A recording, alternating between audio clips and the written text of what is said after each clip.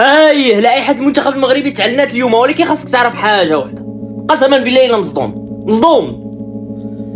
بزاف ديال الناس ضد هاد اللائحة، ولكن بعد هاد الفيديو غتفهم باللي وليد الركراكي راه غادي خدام.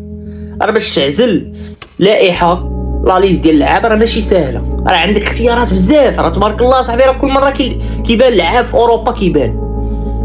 باش عجبني انا مثلا لعاب الحارس المرمى ديال الرجاء احرار بروفا في الشان، بين المستوى ديالو في الشان، ها هو تعيط ليه. راه كاين بعض الاخطاء، كاين بعض اللعابه اللي ماشي في المستوى نورمال ما خصكش تعيط لهم.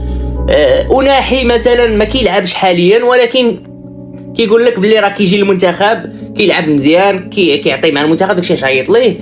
اشرف داري مثلا صراحه ما بروفاش باش يتعطى ليه بلاصه.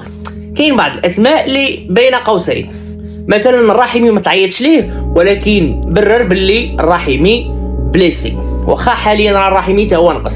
شمس الدين طالبي كان عيط ليه وعاود عيط ليه تا هو مزيان، مشى للبريمير ليغ. امين عدلي مشى للبريمير ليغ، لعابه ناضين و غيبروفيو. راه باش كدير ترونسفير بريمير ليغ راه كتمشي لنيفو اخر. وليد الركراكي راه هو اللي كيتحمل المسؤوليه. حنا ما غنبقاوش نبداو نتفلسوا بزاف ونقولوا هذا ما خدامش. الركراكي المدرب هو اللي كيتحمل المسؤوليه. عيط على داك السيد راه غيدخل. حريمات حتى هو بروفا في الشان، نورمالمون تا هو خصو يتعيط ليه، لاعب في المستوى وكاينه بلاصتو في المنتخب.